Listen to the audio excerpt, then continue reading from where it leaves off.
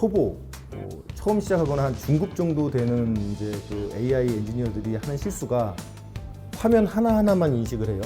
하나하나 인식하면 오브젝트는 계속 디텍트가 되죠. 각 오브젝트마다 아이디를 매겨서 실제 그 아이디대로 가는지 안 가는지 보면 돼요.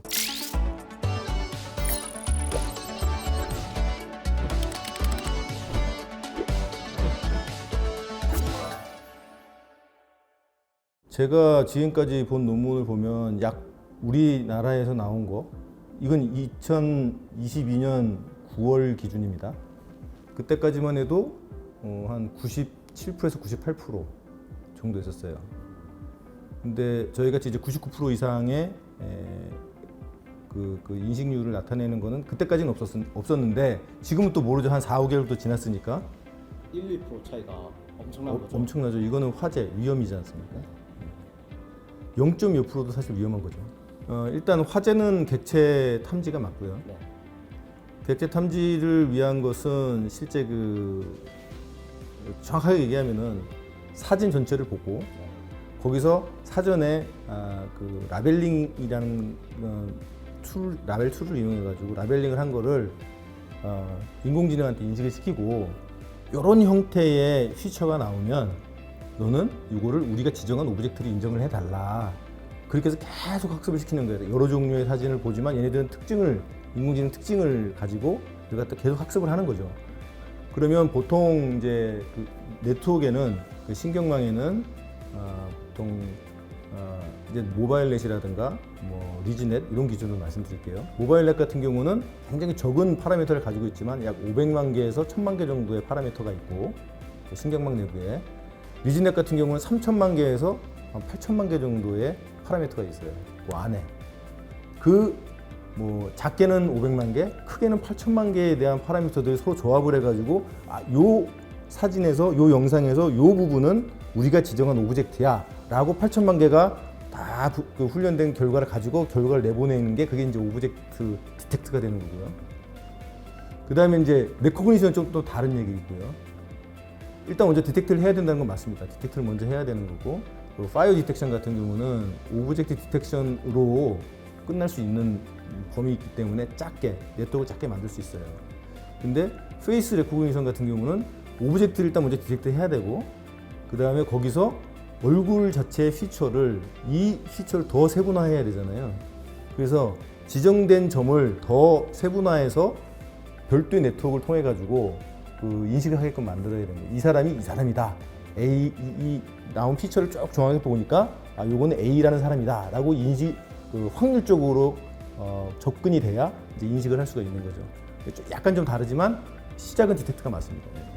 피플 카운팅을 하게 될 경우에는 오브젝트 디텍션을 먼저 해요. 그러면 이 사람을 또 따라가야 되잖아요. 사각형이 쭉 따라가지 않습니까? 근데 그거는 우리가 좀 초보, 처음 시작하거나 한 중급 정도 되는 이제 그 AI 엔지니어들이 하는 실수가 화면 하나하나만 인식을 해요. 하나 인식하면 오브젝트는 계속 디텍트가 되죠. 그래서 이걸 연속적으로 쭉 보면 따라가는 것처럼 보여요. 따라가는 것처럼 보이지만 실제 그건 따라가는 게 아니죠. 그 이제 서베일런스니 뭐 다른 말로 해서 트래킹, 서베일런스라고 보통 이제 인공지능 쪽에서 얘기하지만 쉽게 얘기해서 트래킹이라고 하죠. 오브젝트 트래킹이라고 하는데 이 트래킹을 하는 게 아니라 화면 하나를 디텍트 해가지고 사용자한테 보여주는 거죠.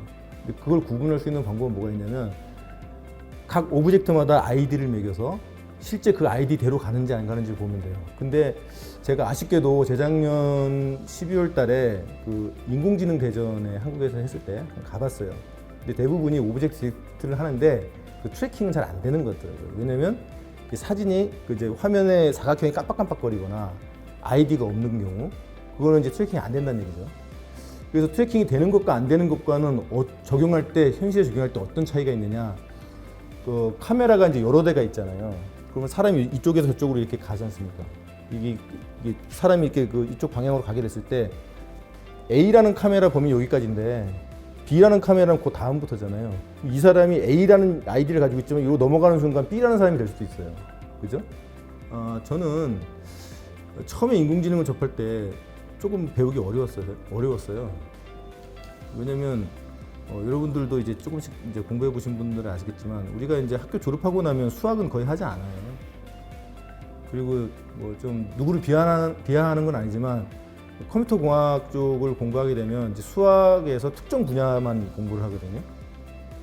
그렇기 때문에 이제 인공지능을 처음 접할 때 미분 나오고 적분 나오고 뭐 그다음에 확률 나오고 통계 나오고 또 가장 어려운 게 또 확률과 통계잖아요. 이런 게 좀 부지기수로 나오니까 접근하기가 굉장히 어렵고 기호를 이해하는 것 자체도 어려워요. 진입 장벽이 좀 크다. 근데 저는 꼭 그렇지 않다고 봐요. 우리가 소프트웨어가 발전을 할 때 OS가 나오고 프레임워크가 나오고 그다음에 앱이 나오고 앱 개발자들이 나오잖아요. 옛날에는 요 밑에 그 OS라든가 이런 시스템 개발하는 사람들이 앱도 같이 개발했었어요. 그때 되게 어려웠어요. 소프트웨어 뭐 어플리케이션 하나 나오는 게. 그때는 저희 같은 사람들이 굉장히 인기가 있었죠. 몸값도 높고. 근데 지금은 아니잖아요. 앱 개발하는 사람 별도로 있잖아요. 그렇듯이 AI도 지금 프레임워크 형태로 지금 진화가 되고 있어요. 그러면 인공지능을 위한 프레임워크가 완벽하다면 지금같이 어떤 시스템 프레임워크 같은 어떤 그런 플랫폼이 완전히 갖춰진다면 AI에 대한 창조적인 생각, 결국 또 인문학적으로 가게 되는데 그런 창조적인 생각만 있으면 누구든지 자기만의 인공지능을 만들 수 있게 되니까 또 어렵게 생각하지 마시고 어렵게 생각되는 것보다는 어떻게 하면은 내 삶이 좀 더 풍요롭고 재밌어질까 를 생각하면서 인공지능을 접근해 보시면 좀 더 재밌게 하실 수 있을 것 같다라는 생각이 듭니다. 그러니까 어렵다는 생각보다는 재밌다라는 생각으로 어떤 인공지능을 접해 주셨으면 좋겠다라는 생각이 듭니다.